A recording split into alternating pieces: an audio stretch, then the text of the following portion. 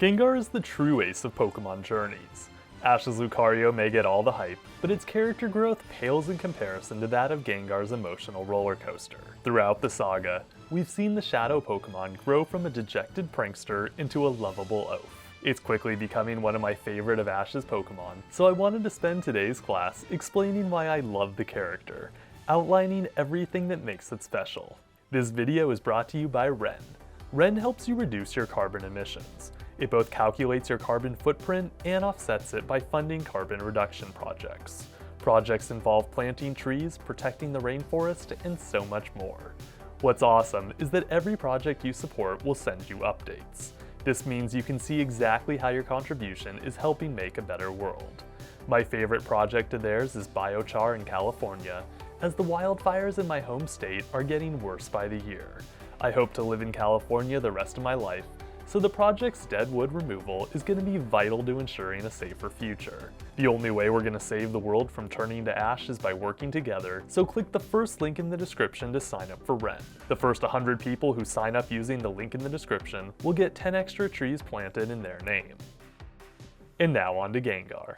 On paper, it's easy to think of Gengar as nothing more than a ghost-type clone of Charizard, Infernape, and Pignite.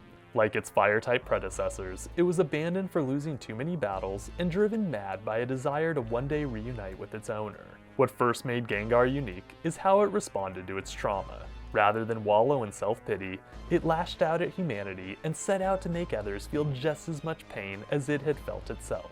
I dig this approach as it made Gengar both edgy and dangerous. That it originally haunted Cerise's lab for several episodes was a great twist, because it allowed for the writers to better flesh out all the pain it had felt. This darkness not only gave Gengar an interesting backstory, but also allowed Ash to teach it that life was worth living. Upon joining Ash, Gengar slowly revealed that beneath its rough exterior lived a giant softie. All of its angst and ire against the world was merely a facade to hide the sadness within its heart. As a spiritual successor to Ash's fiery aces, I love that it shared many of their insecurities even after joining the team.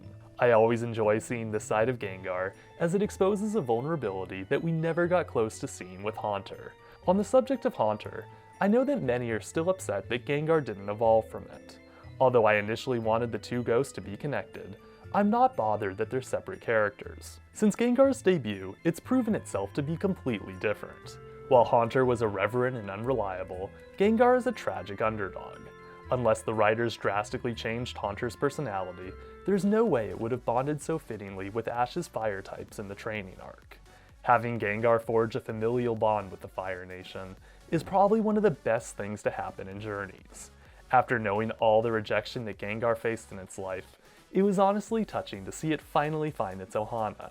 In many ways, the Fiery Reserves understood Gengar like Ash never could. Their own individual traumas let them empathize with it on a wholly different level.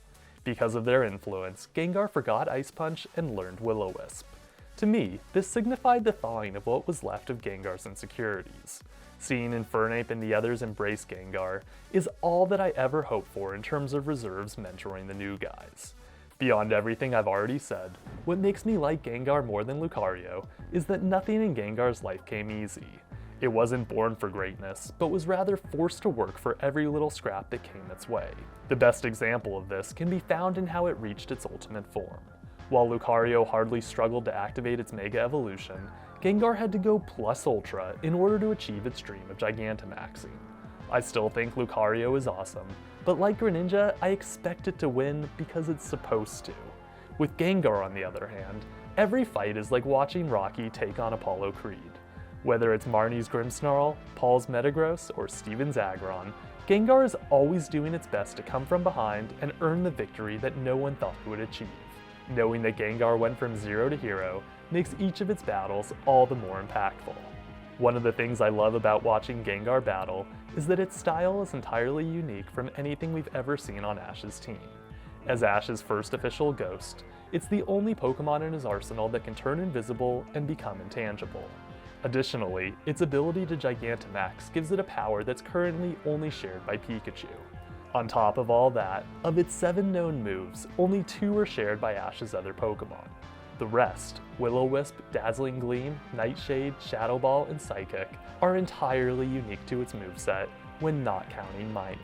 In summary, Ash getting Gengar made Journeys infinitely more watchable. I love the character not only because it fulfilled my dream of Ash getting a ghost type, but also because it provided ample laughs, awesome battles, and a touching storyline. If every one of Ash's Journeys Pokemon was given the same level of care and attention to detail that Gengar had, I think the series would be one of the best in the franchise.